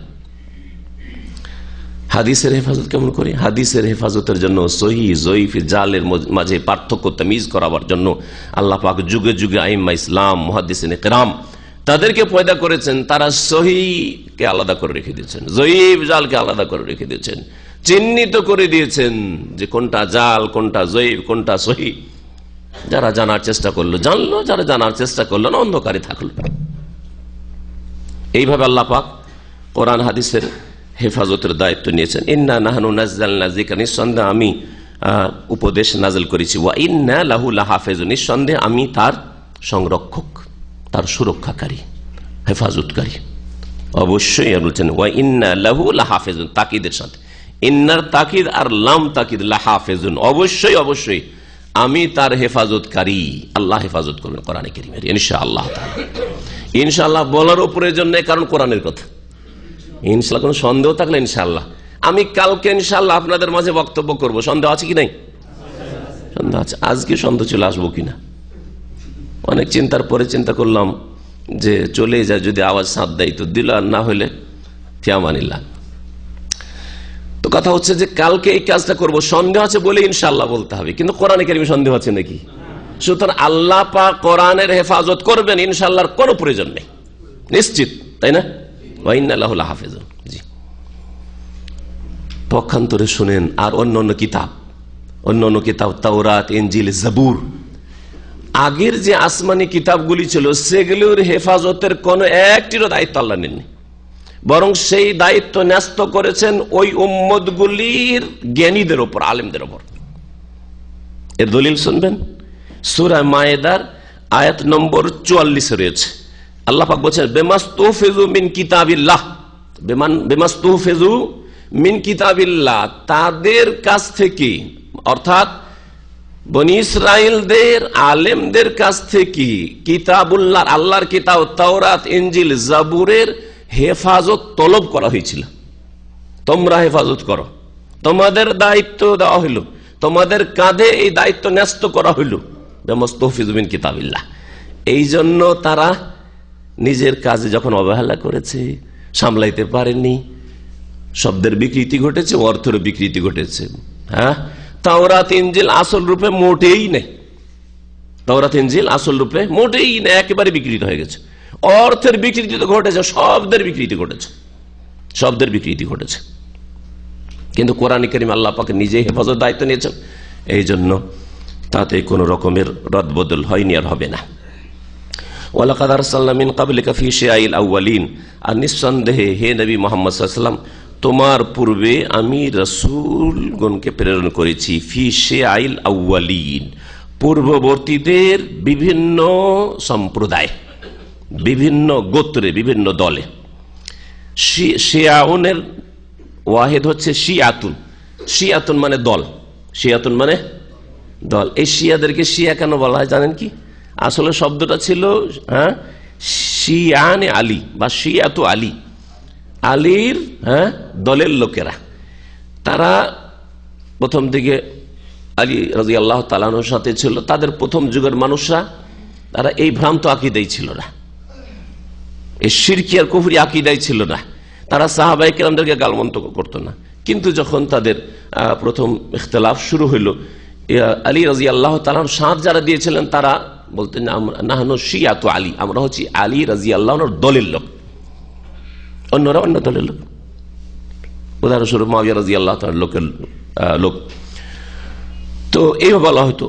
তারা কোন সাহাবীকে গালও দিতেন না, আর আবু বকর ওমর উসমানের খেলাফতকে তারা অস্বীকার করতেন না। কোন এইরকম বেদিনী ছিল না, আর গোমরাহি তাদের ছিল না। কিন্তু আলী রাদিয়াল্লাহু তাআলার জীবদ্দশায় একটি দল বেরোল, তারা বলে যে না, আলীর মধ্যে অসাধারণ ক্ষমতা রয়েছে, আলী আমাদের এলাহ, আলী আমাদের এলাহ। এই চরমপন্থী যখন বেরোলো, জানতে পারেন আলী রাদিয়াল্লাহু তাআলা আনহু, তখন তার এক খাস ভক্ত ছিল কাম্বার, যার নামে এখানে আব্দুর রাজ্জাক বিন কাম্বার আনসারী কাম্বার মসজিদ আছে এখানে। তো এই কাম্বারকে বললেন যে একটা গর্ত খনন করো, পরীক্ষা খনন করো, গর্ত খনন করে ওখানে আগুন জ্বালাও, আর এই মুরতাদগুলিকে, মুশরিকগুলিকে সবগুলিকে আগুনে জ্বালাও। আলী রাদিয়াল্লাহু তাআলা এই হাদিস জানা ছিল, লা তুআযিবু বিআযাবিল্লাহ, আল্লাহর আযাব দিয়ে, আগুন দিয়ে কাউকে আযাব দিও না, এই হাদিসটা তারা জানা ছিল না। আর তিনি শাস্তি দিতে চেয়েছেন, কঠিন শাস্তি, মারবো কিন্তু এদেরকে কঠিন শাস্তি দিয়ে মারি। সবগুলোকে আগুনে নিক্ষেপ করা হয়েছিল, জ্বালানো হয়েছিল। পরে যখন তাকে আব্দুল বিন আব্বাস বা অন্য কোন সাহেব বললেন যে নবী সাল্লাল্লাহু আলাইহি ওয়াসাল্লাম থেকে আমি এই হাদিসটা শুনেছি, তখন তিনি আক্ষেপ করেছিলেন যে আমার যদি জানা থাকতো তাহলে তাদেরকে হত্যা করতাম, তাদেরকে আগুনে পুড়াইতাম না। কিন্তু জ্বালিয়েছেন না, হত্যা তো করেছেন, যেভাবে হোক না কেন হত্যা করেছেন কিনা। তাহলে বোঝা গেল যে যারা আলীর মধ্যে মনে করে যে খোদাই এলাহি শক্তি রয়েছে, আমাদের দেশের ওই ছুতারগুলো, মিস্ত্রিগুলো, কাঠ মিস্ত্রিরা কাঠকে ওটা তো ইয়া আলী বলে, বলে না, এরা কি, এরা ওই দল। আলী রাদিয়াল্লাহু তাআলা থাকলে এদেরকে না জ্বালালো, ওই হাদিস জানার পর না জ্বালালো, এদেরকে সবগুলিকে হত্যা করতেন। এরা মুরতাদ সব, তাই না? জি হ্যাঁ, এইরকম শিরকি আকীদা যাদের রয়েছে, যারা আল্লাহকে না ডেকে আলীকে ডাকে, হুসাইনকে ডাকে, হাসানকে ডাকে, ফাতেমাকে ডাকে, অথবা তারা ডাকে জিলানীকে ডাকে, চিশতিকে ডাকে, শাহজালালকে ডাকে, শাহপুরানকে ডাকে। এরা কি তাহলে চিন্তা করুন তো। আরে আলী কি যদি নবী সাল্লাল্লাহু আলাইহি ওয়াসাল্লামের জামাতা, চাচাতো ভাই, চতুর্থ খলিফা এসে তাকে ডাকলে যখন বড় শিরক, এত বড় শাস্তি হতে পারে, তাহলে বাকি অন্যগুলোকে ডাকলে কত বড় শাস্তি হতে পারে। শুধু ইসলামের বিরুদ্ধে যারা বলে দিল তারাই শুধু মুরতাদ হয়ে গেল, এত ফতুয়াবাজি। আর ওই ফতুয়াটা কে দিবে যে ধর্মের নামে যারা মুরতাদ হয়ে বসে আছে, এমন বাতিল ধর্ম বিশ্বাস করে আর পালন করে, যেই ধর্মে মুরতাদ হয়ে বসে আছে, ইসলাম বিমুখ হয়ে বসে আছে। যারা বলে যে ওলি আউলিয়ারা একটা খাস মর্তবায় উচ্চ স্থানে পৌঁছে গেলে, আল্লাহতে যখন ফানা হয়ে যায়, তখন আর নামাজ রোজা কিছু ফরজ থাকে না, আর তাদের জন্য কোনো কিছু হারাম থাকে না, সব তাদের জন্য হালাল হয়ে যায়, জেনা ব্যভিচার সবকিছু হালাল হয়ে যায়, খিজিরের দল তারা সেজে যায়। বলেন এরা কত বড় মুরতাদ বলেন দেখি। এরা তো ধর্মের নামে, এরা ধর্ম ব্যবসায়ী, এগুলো কেন মুরতাদ বলছেন না? কেউ যদি হজের বিরুদ্ধে বলে দেয়, কোরবানির বিরুদ্ধে বলে দেয়, যদি কোনো একটা ইসলামের বিধিবিধানের বিরুদ্ধে বলে দেয়, তার বিরুদ্ধে তো ফতোয়া ওখানে ঠিক আছে, ওইখানেও ঠিক আছে। ফতোয়া দুটোই ক্ষেত্রে একই রকম হইতে হবে, যাতে করে আমাদের ইসলামের মানদণ্ড ঠিক থাকে, মিজান, আমাদের ইনসাফ ন্যায় নীতি ঠিক থাকে। আল্লাহ পাক রব্বুল আলামিন বলছেন যে ওয়ালাকাদ আরসালনা মিন ক্বাবলিক, তোমার পূর্বে আমি রাসূলগণকে পাঠিয়েছি, ফি শিআইল আউয়ালিন, পূর্ববর্তীদের বিভিন্ন দলে, বিভিন্ন গোত্রে আল্লাহ রাসূল পাঠিয়েছেন, আর ওদের সাথে এই আচরণই করা হয়েছে যে আচরণ তোমার সাথে করছে মক্কার মুশরিকরা। এজন্য তুমি কষ্ট নিও না, সান্ত্বনা দিচ্ছেন আল্লাহ পাক রাসূলুল্লাহ সাল্লাল্লাহু আলাইহি ওয়াসাল্লামকে। ওমা ইয়াতিহিম মিন রাসূলিন ইল্লা কানু বিহি ইস্তাহজিউন, তাদের কাছে যে কোন রাসূল আগমন করত, তখন ওই কাফের মুশরিকরা, অবাধ্যরা তাদেরকে নিয়ে ঠাট্টা বিদ্রূপ করত, উপহাস করত। কাযালিকা নাসলুকুহু ফি কুলুবিল মুজরিমিন, আল্লাহ পাক বলেন এইভাবেই আমি সঞ্চারিত করি এই কুফরিকে, আর আল্লাহর নেক বান্দাদেরকে নিয়ে, রাসূলগণকে নিয়ে ঠাট্টা বিদ্রূপ করাকে, ফি কুলুবিল মুজরিমিন, অপরাধী পাপিষ্ঠদের অন্তরে। আল্লাহ পাক নিজের সাথে সম্পৃক্ত করলেন যে এটা তাদের অন্তরে আমি সঞ্চার করি, কুফরি এবং ঠাট্টা মজাক করা ইসলামকে নিয়ে, আল্লাহ পাকের নবী রাসূলগণকে নিয়ে, এটা আমি সঞ্চার করি। ওরা করে আর আল্লাহকে নিজের সাথে কেন সম্পৃক্ত করছেন? আল্লাহ এই জন্য সম্পৃক্ত করছেন যে আল্লাহ সৃষ্টিকর্তা, সৃষ্টির দিক থেকে, খালকের দিক থেকে আল্লাহ সবকিছুর স্রষ্টা, যেহেতু সেই জন্য আল্লাহ পাক এটা করেন, কিন্তু তাদের পাপের কারণে। এই জন্য কোরআনের অন্য একাধিক এই মর্মে আয়াত রয়েছে, বালতাবা আল্লাহ আলাইহা বেকুফরিহিম, তাদের অন্তরগুলিতে আল্লাহ মোহর লাগিয়েছেন। আল্লাহ কেন লাগালেন? বেকুফরিহিম, তাদের কুফরির পরিণতি স্বরূপ কারণে। জি হ্যাঁ, যদি তারা কুফরিতে না বাড়তো, কুফরি বৃদ্ধি না করতো, অবাধ্যতা তাদের বেড়ে না যেত, তাহলে আল্লাহ পাক রব্বুল আলামিন এই অবস্থার সৃষ্টি করতেন না, তাদের অন্তরে কুফরি সঞ্চার করতেন না। লা ইউমিনুনা বিহি, সুতরাং এরা ঈমান নিয়ে আসবে না, এরা কোরআনের প্রতি ঈমান নিয়ে আসবে না। ওয়াকাদ খালাত সুন্নাতুল আউয়ালিন, আর পূর্ববর্তীদের রীতি অতিবাহিত হয়ে গেছে, রীতি এসেছে, এর আগে চলে এসেছে। অর্থাৎ আগে যে জাতিগুলি এসেছিল এইরকমই করেছে, এইরকম অবাধ্য হয়েছে, তখন তাদেরকে আল্লাহ পাক ধ্বংস করেছেন। ওয়ালাউ ফাতাহনা আলাইহিম বাবা মিনাস সামা, আল্লাহ বলছেন এমন কি আমি আকাশের দরজাও যদি খুলে দিই, শুধু কয়েকটা ফেরেশতা নামিয়ে দেওয়া নয়, আকাশের দরজাগুলি দিলাম খুলে। ওয়ালাউ ফাতাহনা আলাইহিম বাবা মিনাস সামা, আকাশের যদি দরজা খুলে দিই তাদের উপর, ফাযাল্লু ফিহি ইয়ারজুন, আর তা দিয়ে তারা চড়তে শুরু করে, খুব সহজে আকাশে যায় আসে, এইরকম যদি সুযোগ সুবিধা কাফের মুশরিকদেরকে, অবাধ্য নাফরমানদেরকেও দিয়ে দিই, লাকালু, তারপরেও কি অজুহাত করবে? হ্যাঁ, ঈমান নিয়ে আসবে না, আমল করবে না। বেনামাজিকে যদি চান্স দেওয়া, যাও আকাশে ঘুরে এসো, যাও, তারপরে নামাজ পড়বে না, কারণ আল্লাহ পরকালে বিশ্বাস নেই।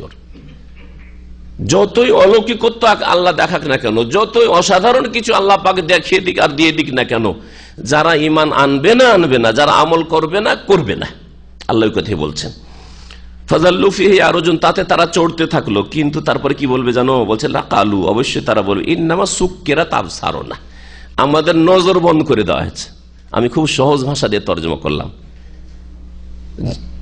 জাদু যারা দেখাইতে আসে, গ্রামে গঞ্জে জাদু দেখাইতে আসে না, জাদু দেখাইতে আসে, আসার পরে সুবহানাল্লাহ, এমনিতেও দেখতাম যে রসগোল্লা খাওয়াচ্ছে, অথবা একটা ম্যাচেসের মধ্যে থেকে বিড়ি সিগারেট বের করে দিচ্ছে, দেখালো যে দেখো ম্যাচেস আছে, হ্যাঁ দিয়ে সলাই, আর তারপরে তাতে একবার বিড়ি, একবার সিগারেট, একবার কি দেখাচ্ছে, রসগোল্লা সবকে খাওয়াচ্ছে, মাটির গুলি থেকে বানাইলো আর রসগোল্লা খাওয়াচ্ছে, দেখেছেন? দেখেন নাই?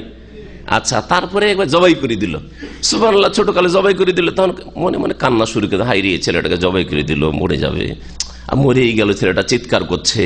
আমি নিজের কথা বলছি, বুঝতাম না ওইসব যে আসলে এগুলো আসলে নজর বন্ধ করা। হ্যাঁ, তো এগুলোকে আমাদের আঞ্চলিক ভাষা বলে নজর বন্ধ করা, নজর দৃষ্টি আর বন্ধ করে দেওয়া, মানে আপনার নজরে কি করা হয়েছে? হ্যাঁ, দৃষ্টিভ্রম ঘটানো হয়েছে, দৃষ্টিভ্রম ঘটানো আসলে যেটাকে বলা হয়। তো সাক্কারা ইউসাক্কির আরবিতে মানে বন্ধ করা, আজকাল এই শব্দটা ব্যবহার করা, আমি মনে করতাম এটা একেবারে তাদের মাতৃভাষা, কিন্তু শুদ্ধ ভাষা, কোরআনের ভাষা। বলে সাক্কিরিল বাব, জানে না? বলে না, সাক্কির মানে দরজাটা বন্ধ করো। জি হ্যাঁ, ইন্নামা সুক্কিরাত আবসারুনা, আমাদের দৃষ্টি কি করে বন্ধ করা? দৃষ্টিভ্রম ঘটানো হয়েছে, আমাদের নজর বন্ধ করা হয়েছে। জি হ্যাঁ, সুক্কিরাত আবসারুনা, আসলে কিছু না। এই যে আকাশে যাচ্ছে আসছে, তারপর বলছে আসলে আকাশে যায়নি, আর আকাশে দরজা আছে এটাও নেই, কিন্তু আমাদের কি লেগে গেছে? জাদু লেগে গেছে, এটা আমাদের নজর বন্ধ করে দিয়েছে, দেখে লাগছে এরকম আমাদের, তারপরও মিথ্যা মনে করবে, তারপরে নামাজ ধরবে না, তারপরে ঈমান ইসলামের দিকে ফিরে আসবে না। এই জন্য মুজিজা দিয়ে শুধু সংশোধন হয়ে যাবে, কখনো সংশোধন হবে না। বাল নাহনু কওমুম মাসহুরুন, বরং আমরা জাদুগ্রস্ত জাতি, আমাদেরকে জাদু করে দেওয়া হয়েছে, আমাদের শুধু চোখে জাদু না, পুরো শরীরে জাদু করে দেওয়া হয়েছে। এই জন্য আমরা আকাশে যাচ্ছি আসছি, সব জাদু, এগুলো কিছু না, আসলে বাস্তব কিছু নেই। ওয়ালাকাদ জাআলনা ফিস সামাই বুরুজা ওয়া যায়্যানাহা লিন-নাযিরিন, আল্লাহ পাক রব্বুল আলামিন এখন তার আকাশ আর আকাশে যে সব কিছু আল্লাহ সৃষ্টি করেছেন, এসবের কথা আল্লাহ পাক উল্লেখ করেছেন।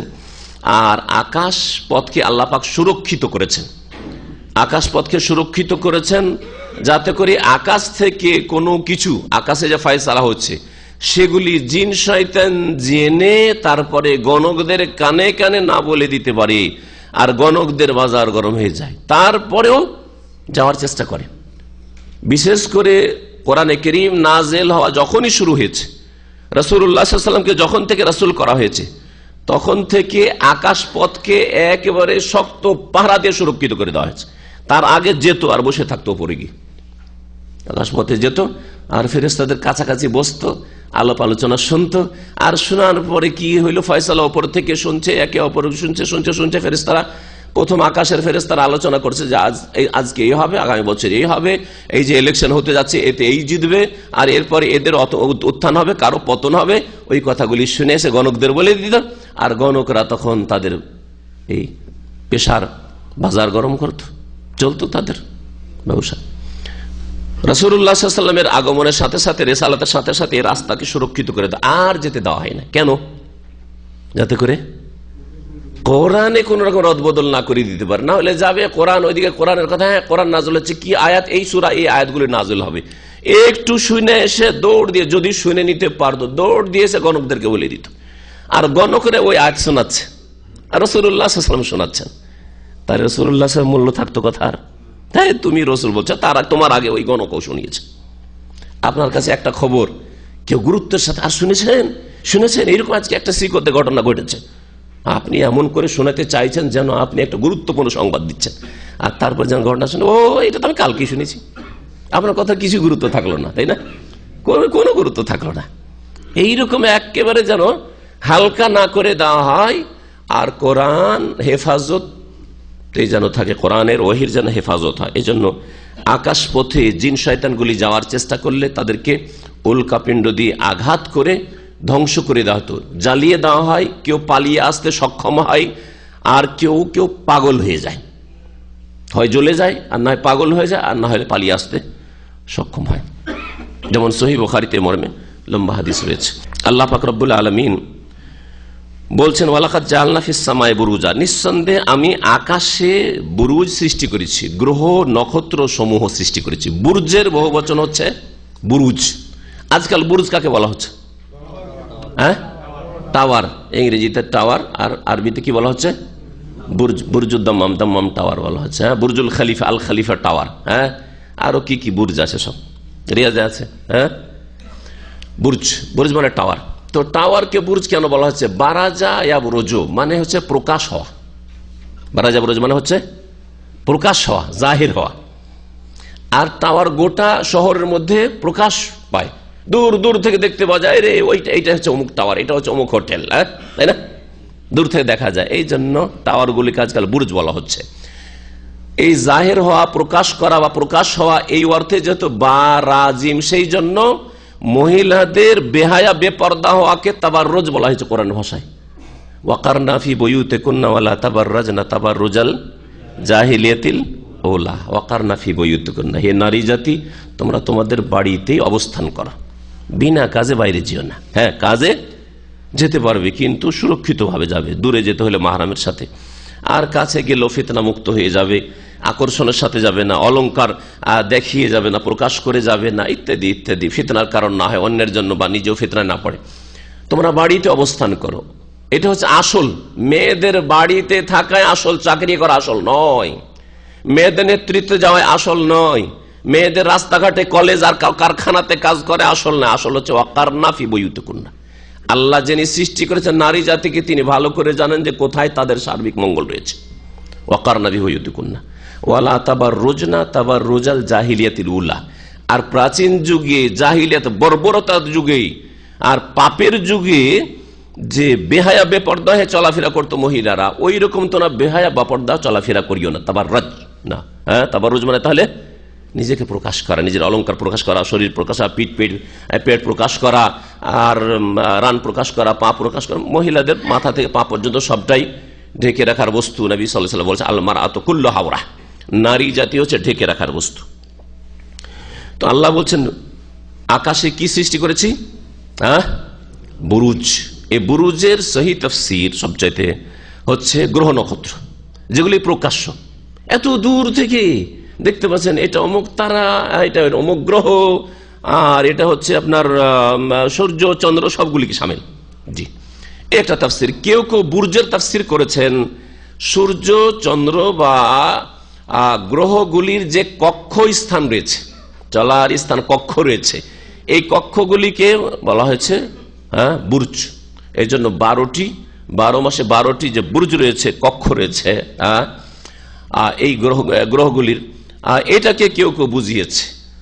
আর এই বুরুজ মানে রাশি হয়। রাশি কয়টি রয়েছে জানেন কি রাশি সম্পর্কে? 12টা রাশি, ওই রাশিগুলিকে বুঝিয়েছে। কিন্তু এগুলি তফসির এখানে নেই। এখানে বুরুজ কোরআনের ভাষায় বুরুজ। তাবারাকাল্লাযী জাআলা ফিস সামায়ে বুরুজা, সূরা ফুরকানে বলেছে আকাশ আল্লাহ বুরুজ তৈরি করেছেন, মানে প্রকাশ্য আল্লাহ পাক রব্বুল আলামিনের সৃষ্টিগুলি, সূর্য, চন্দ্র, গ্রহ, নক্ষত্র, এগুলিকে বোঝানো হয়েছে যেগুলি প্রকাশ হয়ে রয়েছে। ওয়াযায়্যানাহা লিন-নাযিরিন, এবং দর্শকদের জন্য সেগুলিকে সুসজ্জিত করেছেন।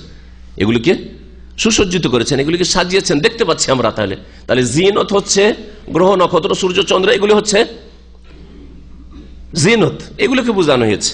আর যদি কক্ষ হইতো বা রাশি হতো তাহলে কেমন করে জিনত হবে? ওয়াহাফিজনাহা মিন কুল্লি শাইতানির রাজিম, আর এগুলির সুরক্ষা করেছি। এই আকাশ পথে যা কিছু আছে, গ্রহ, নক্ষত্র আর আকাশ, এগুলির আমি সুরক্ষা করেছি মিন কুল্লি শাইতানের, প্রত্যেক বিতাড়ি শয়তান থেকে, প্রত্যেক বিতাড়িত শয়তান থেকে আমি সুরক্ষিত করেছি। শয়তানকে রাজিম বলা হয় কেন? রাজামায়ার জন্য পাথর মারা, রাজামায়ার জন্য মানে পাথর মারা। এই জন্য জামরাকে অনেক আরবরা তাদের মাতৃভাষায় কি বলে জানেন? মারজম বলে। রুহুতুল মারজম মানে জামরাকে মারজম মানে পাথর মারার স্থান। রাজামায়ার জন্য মানে পাথর মারা। তো শয়তানকে রাজিম মানে মারজুম, ফাইল ইসম মাফউলের অর্থ রয়েছে, অর্থাৎ যেই শয়তান পাথরের আঘাত আল্লাহ পাক রব্বুল আলামিনের রহমত থেকে তাদেরকে শয়তান, জিন শয়তানকে বঞ্চিত, জিনের মধ্যে যারা মুসলিম কাফির ইবলিসের চেলা, সেগুলিকে তাড়িয়ে দেওয়া হয়েছে। এই অর্থে শয়তানকে রাজিম বলা হয়েছে, বিতাড়িত, আল্লাহর রহমত থেকে বিতাড়িত। পাথর মেরে যেমন তাড়িয়ে দেওয়া হয়, তেমনি আল্লাহর রহমত থেকে শয়তানকে তাড়িয়ে দেওয়া হয়েছে। শয়তান থেকে সুরক্ষিত করেছেন আল্লাহ পাক রব্বুল আলামিন আকাশপথকে। ইল্লা মান ইস্তারাকাস সামাহ, তবে যে চুরি করে শোনার জন্য কান পাতবে। ইস্তারাকাস মানে চুরি করে শোনা। দুজন আপনারা আলোচনা করছেন কিছু এদিকে আর ওইদিকে কান লাগিয়ে কেউ শুনছে, এটা হচ্ছে ইস্তিরাকুস সাম, কান লাগিয়ে শোনার চেষ্টা করা। তো এরা ওই শয়তানগুলো কান লাগিয়ে শোনার চেষ্টা করে যে কি ফেরেশতারা উপরে আলোচনা করছে। যখনই ওরা চেষ্টা করে চুরিয়ে শোনার, ফাতবাহু শিহাবুম মুবিন, তখন স্পষ্ট উল্কাপিণ্ড তাদের পশ্চাৎ ধাবন করে, তাদের পিছু করে। আতবাইদু মানে পিছে ধাওয়া করা। জি, ওয়াল আরদা মাদাদনাহা, এবং জমিনকে সম্প্রসারিত করেছি। ওয়ালকাইনা ফিহা রাওয়াসি, আর তাতে স্থাপিত করেছি আমি আল্লাহ এই জমিনে রাওয়াসি। রাওয়াসি মানে জাবাল মানে কি? পাহাড়, পর্বত। জেবাল বহু বচন, আর রাসিয়াতনের বহু বচন হচ্ছে রাওয়াসি, পর্বতমালা, বড় বড় পাহাড় পর্বত আল্লাহ পাক রব স্থাপিত করেছেন। ও আম্বাতনা ফিহা মিন কুল্লি শাইইন মাওজুন, আর তাতে আমি উদ্গত করেছি প্রত্যেক বস্তু থেকে সুপরিমিত ভাবে। মাওজুনুন ওজন থেকে, যে ওজন করা হয় সুপরিমিত। কতটা ওজন? 5 কিলো, মানে 5 কিলো পরিমাণ জানা আছে। এখানে মওজুন মানে সুপরিমিত। আল্লাহ পাক রব্বুল আলামিন প্রত্যেক বস্তুকে উদ্গত করেন, যে উদ্ভিদ, ঘাস, পাত, ফসল, যা কিছু আল্লাহ পাক উদ্গত করেছেন তা হচ্ছে সুপরিমিত। ওয়াজআলনা লাকুম ফিহা মাআইশা, আর এই পৃথিবীতে তোমাদের জন্য জীবিকার ব্যবস্থা করেছি। মাঈশাতুনের বহু বচন হচ্ছে মাঈশ, যার দ্বারা মানুষ জীবন উপকরণ যেটাকে বলা, যার দ্বারা মানুষ জীবিকা নির্বাহ করতে পারে, যা খেয়ে পান করে জীবিকা নির্বাহ করতে পারে। আমাল্লাস্তুম লাহু বিরাজিকিন, এবং ওইসব তোমাদের জন্য রিজিকের ব্যবস্থা করেছি, মাঈশা জীবন উপকরণ ব্যবস্থা করেছি, এবং ওই সব লোকদের জন্য বা ওই সব সৃষ্টির জন্য ব্যবস্থা করেছি যাদেরকে তোমরা রিজিক দাও না, আমি আল্লাহ দিই। আর এরা কারা? আবার একদল বলছেন দাস দাসীকে বোঝানো হয়েছে, কারণ মনিব মনে করে যে তো আমার দাস দাসী, ওর ইনকাম তো সবকিছু আমার, আমি ওকে খেতে না দিলেও খেতে পাবে কোথায়? তো আল্লাহ বলছেন দেখো তোমাদের বাড়ির চাকর নকর দাস দাসীদেরকে তোমরা খেতে দাও না, আমি আল্লাহ খেতে দিই। এরকমই অসহায় ছেলে মেয়ে যারা দুর্বল, এখনো কাজের যোগ্য হয়নি, আপনার ছেলে মেয়ে, আমাল্লাস্তুম লাহু বিরাজিকিন, এগুলোকে তোমরা রিজিক দাও না। মনে করছে আমি বাপ খাওয়াচ্ছি, চাচা খাওয়াচ্ছি, মামা খাওয়াচ্ছি এতিমকে। না না না না, আমি আল্লাহ রিজিক দিচ্ছি, আমি আল্লাহ রিজিক দিচ্ছি। তোমাকে মাধ্যম করেছি ওর রিজিক পৌঁছানোর জন্য, কিন্তু রিজিক দাতা আল্লাহ পাক রব্বুল আলামিন। রিজিকের দ্বার আল্লাহ পাক সবার জন্য খোলা রেখেছেন। আর একটি তাফসীর হচ্ছে চতুষ্পদ জন্তু। কেউ কেউ বলেছেন না, চতুষ্পদ জন্তু তো গৃহপালিত পশু, মানুষ বাড়িতে যেসব পোষে, গরু, ছাগল, উট, এগুলিকে খাওয়াই। বলছে তোমরা খাও না, আমি আল্লাহ খাওয়াই, ওই খাদ্যের ব্যবস্থা আমি করি। ওয়াইম মিন শাইইন ইল্লা ইনদানা খাজ, এমন কোন সৃষ্টি নেই যে যার ভান্ডার আমার কাছে নেই, আল্লাহ বলছেন। এমন কিছু নেই যার ভান্ডার আমার কাছে। তাহলে আল্লাহ পাক রব্বুল আলামিন এই কথা বলছেন এমন কোন মানুষ নেই যার রিজিকের ভান্ডার না। মানুষ ছাড়াও এমন কিছু নেই সারা পৃথিবীতে, আল্লাহ ছাড়া সবকিছু সাই, সবার রিজিক। গাছপালা রিজিকের ব্যবস্থা, গাছের জন্য যে রসের প্রয়োজন হবে, হ্যাঁ, আপনার শস্য ক্ষেত খামারের জন্য যে রসের প্রয়োজন, পানির প্রয়োজন হবে, সবকিছু রিজিক আল্লাহর কাছে আছে। ইল্লা ইনদানা খাজাইনুহু, তার খাজানা ভান্ডার আমার কাছে রয়েছে, আল্লাহ বলছেন। তাহলে আল্লাহর কাছে আপনার আমার ছেলে মেয়েদের রিজিক আছে, আপনি কেন নিজের কাঁধে চাপিয়ে নিচ্ছেন মূর্খামি করে, আর বলছেন আমি খাওয়াইতে পারবো না, সেজন্য আমার দুটো ছেলে মেয়ে যথেষ্ট, একটি যথেষ্ট। এর চাইতে বড় গুমরাহ আর কি আছে, যার আল্লাহর ভরসাই নেই, যে নিজে আব্দুর রাজ্জাক না হয় নিজেই রাজ্জাক হয়ে বসে আছে, নিজেই নাকি রিজিক দাতা হয়ে গেছে, আল্লাহর নাম নিজে কেড়ে নিয়েছে। হ্যাঁ, তাগুত নয়। লা হাওলা ওয়ালা কুওয়াতা ইল্লা বিল্লাহ। যদি কেউ মনে করে যে আমি আমার ছেলে মেয়েকে আমি রিজিক দিচ্ছি, তো তাগুত, সে আল্লাহর নাম নিজের জন্য কেড়ে নিল। সে তো মুখে বলছে না, কিন্তু কাজে বলছে, তার বিশ্বাসে বলছে যে আমি খাওয়াচ্ছি, সেজন্য পারবো না আমি ছেলে মেয়ে মানুষ করতে, সেজন্য আমি ছেলে মেয়ে নিই না। আল্লাহ বলছেন যে আমি একসাথে দিয়ে দিই না, একসাথে দিয়ে দিলে পাপের কাজে ব্যবহার বেশি শুরু হয়ে যাবে। ওয়ালাউ বাসাতাল্লাহু রিজকা লিইবাদি লাবাগাউ ফিল আরদ। অন্য আয়াতে আল্লাহ বলছেন বান্দার জন্য, মানব জাতির জন্য আল্লাহ রিজিক যদি প্রশস্ত করে দেন, আমাকে আল্লাহ পাক যে 2-4 হাজার দিচ্ছেন, যদি আমাকে কোটি কোটি দিয়ে দেন, তো লাবাগাউ ফিল আরদ, গোমরাহ হওয়ার আশঙ্কা রয়েছে, পথভ্রষ্ট হওয়ার আশঙ্কা রয়েছে, হ্যাঁ, সীমা লঙ্ঘনের আশঙ্কা, জুলম অত্যাচারের আশঙ্কা রয়েছে। লাবাগাউ ফিল আরদ, পৃথিবীতে বিপর্যয় সৃষ্টি করে ফেলতো, জুলম অত্যাচার করত। আল্লাহ পাকের কথা সত্য। কাউকে যদি আল্লাহ অভাবে রাখেন, শুকরিয়া আদায় করবেন যে এতে কল্যাণ আছে, আলহামদুলিল্লাহ, ঠিক না? আল্লাহ বলছেন এই কথা যে বেশি করে দিলে ক্ষতি ছিল, তোমাকে যেটা দিয়েছি ওতে তোমার কল্যাণ আছে। আর অনেক লোক জুলম অত্যাচার করে ধন সম্পদের কারণে, অথবা নেতৃত্বের বলে, ক্ষমতার বলে, জনের বলে, ইত্যাদি ইত্যাদি। আল্লাহ বলছেন ওমানুনাজ্জিলুহু, আর আমি তা সরবরাহ করি না, তা নাজেল করি না, ইল্লা বিকাদারিম মালুম, তবে নির্ধারিত পরিমাণে, যখন যতটা প্রয়োজন হয় ওই নির্ধারিত পরিমাণে আমি দিয়ে থাকি। আল্লাহ নির্ধারিত পরিমাণে দেন। আল্লাহ পাক রব্বুল আলামিন যেসব রিজিক রয়েছে তার একটা হচ্ছে বৃষ্টি। বৃষ্টি যদি আল্লাহ বেশি করে দিয়ে দেন, তাহলে কি অবস্থাটা হবে বলেন তো দেখি? ধ্বংস হয়ে যাবে না? আল্লাহ যদি আবার কম করে দেন, তাতেও মানুষ ধ্বংস হয়ে যাবে। এই জন্য আল্লাহ বলছেন ওমানুনাজ্জিলুহু ইল্লা বিকাদারিম মালুম। বৃষ্টি থেকে শুরু করে এই বৃষ্টি পানির মাধ্যমে সমস্ত জীবের, শুধু মানুষ, সমস্ত জীবের খাদ্যের ব্যবস্থা হচ্ছে, পানীয় ব্যবস্থা হচ্ছে। কারণ বৃষ্টি বন্ধ হলে খানাও পাবেন না, পানিও পাবেন না, কিছুই পাবেন না আপনি। আল্লাহ বলছেন আমি নির্ধারিত পরিমাণে নাজিল করে থাকি, সরবরাহ করে থাকি। ওয়া আরসালনা রিয়াহা লাওয়াকিহা, আর আমি বাতাসকে প্রেরণ করি। আরসালা মানে প্রেরণ করা, লাওয়াকিহ লিখাতুনের বহুবচন। লিখা বলা হয় গাভীন উটনিকে, গাভীন উষ্ট্রিকে কি বলা হয়? লিখাতুন বলা হয়। তো লিখাতুনের বহুবচন হচ্ছে লাওয়াকিহ। তো গাভীনকে কেন বলা হয়? ওর পেট ভর্তি থাকে, তাই না? পেটে বাচ্চা ভরা আছে।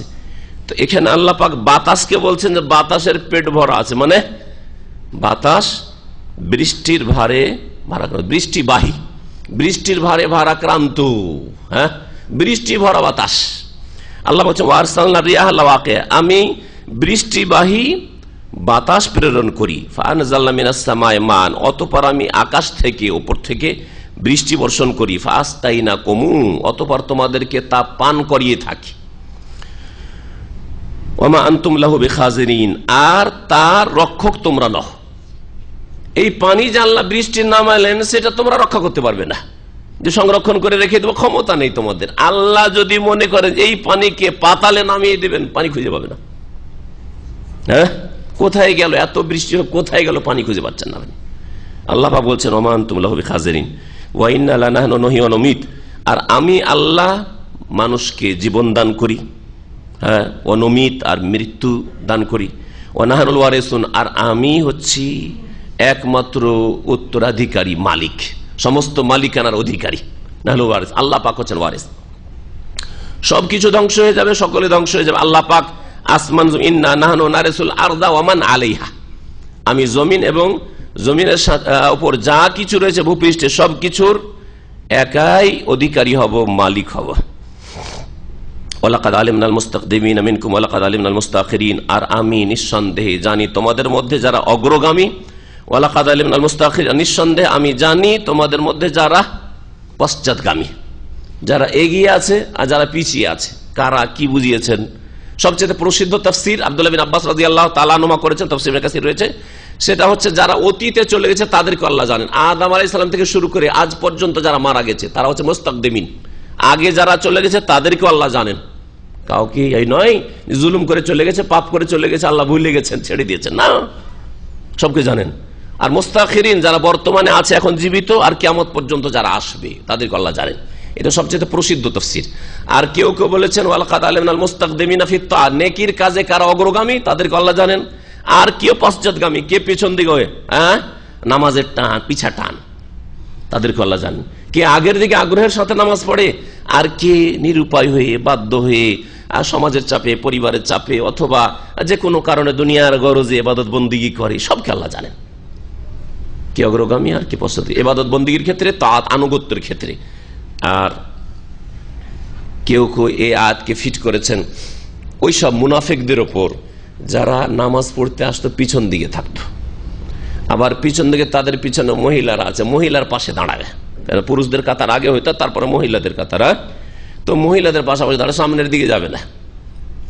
এইরকম যাদের অন্তরে বদনিয়ত রয়েছে, অন্তরে রয়েছে কুপ্রবৃত্তির রোগ, মারজু শাহাওয়াত, কুপ্রবৃত্তির রোগ, ওদেরকে দেখবেন যে ক্লান্ত হয়ে থাকলেও লেডিজ মার্কেটে ঘোরাঘুরি, মহিলা মার্কেটে ঘোরাঘুরি, ক্লান্ত হয়ে থাকবে, হ্যাঁ, ও বাসাতে এসে আরাম করবে না, জানে যে এই সময়টা বিভিন্ন হাসপাতাল থেকে বা বিভিন্ন ক্লিন কোম্পানি থেকে ওই মেয়েরা বাসে করে করে বাজারে আসে আর শপিং করে, ওখানে এসে ধর্ণা দিচ্ছে, দেখছে। আউযুবিল্লাহ, ওদেরকে আল্লাহ জানেন, ওদেরকে আল্লাহ জানেন। জি হ্যাঁ, সবকে আল্লাহ জানছেন যে কি করছো। ওয়াইন্না রাব্বাকা ইয়াহশুরুহুম, আর হে নবী মুহাম্মদ সাল্লাল্লাহু আলাইহি ওয়াসাল্লাম, তোমার প্রতিপালক তাদেরকে একত্রিত করবে। ইন্নাহু হাকিমুন আলিম, নিঃসন্দেহে তিনি হচ্ছেন প্রজ্ঞাবান আর সর্বজ্ঞ, সবকিছু জানেন। আজকে এখান থেকে আমার তাফসীর শেষ করছি। এরপরে ইনশাআল্লাহ তাআলা আদম আলাইহিস সালামের সৃষ্টি সম্পর্কে তাফসীর আগামী সপ্তাহে শুরু করব। আল্লাহ পাক রব্বুল আলামিন আমাদের যেন দুনিয়ার বালা মুসিবত থেকে বাঁচিয়ে রাখেন, আখিরাতের বিপদ থেকে আল্লাহ যেন বাঁচিয়ে রাখেন। আল্লাহ আমাদের সকলকে জান্নাতুল ফিরদৌস যেন দান করেন। আল্লাহ পাক রব্বের সমস্ত ফিতনা থেকে, সমস্ত রকমের ব্যাধি থেকে, সমস্ত রকমের বিপদ আপদ থেকে মুক্ত রাখেন। আল্লাহ আমাদের আপনজনদেরকে, মুমিন ভাই বোনদেরকে যে যেখানে আছেন আল্লাহ পাক রব্বুল আলামিন জালেমদের জুলুম থেকে রক্ষা করেন। আল্লাহ পাক মজলুমের যেন সাহায্য করেন, আল্লাহ যেন মজলুমদের সাহায্য করেন। আল্লাহ পাক রব্বুল আলামিন মুসলিমেরা অসহায়, তাদের তুমি সাহায্য করো, তাদের মদত করো। মুসলিমদেরকে তোমার দ্বীনের দিকে ফিরে আসার তুমি তৌফিক দান করো। আল্লাহ আমাদেরকে জান্নাতের পথে ফিরে আসার তৌফিক দান করো, আমাদের গুনাহ মুক্ত হওয়ার তুমি তৌফিক দান করো। সুবহান রাব্বিকা রাব্বিল ইজ্জাতি আম্মা ইয়াসিফুন ওয়া সালামু আলাল মুরসালিন ওয়া আলহামদুলিল্লাহি রাব্বিল আলামিন। এক ভাই প্রশ্ন করেছেন যে তার আব্বা ইন্তেকালের পরে তার আম্মার চাচার সাথে বিয়ে হয়েছে, এখন চাচাকে কি বাপ বলে ডাকতে পারবো?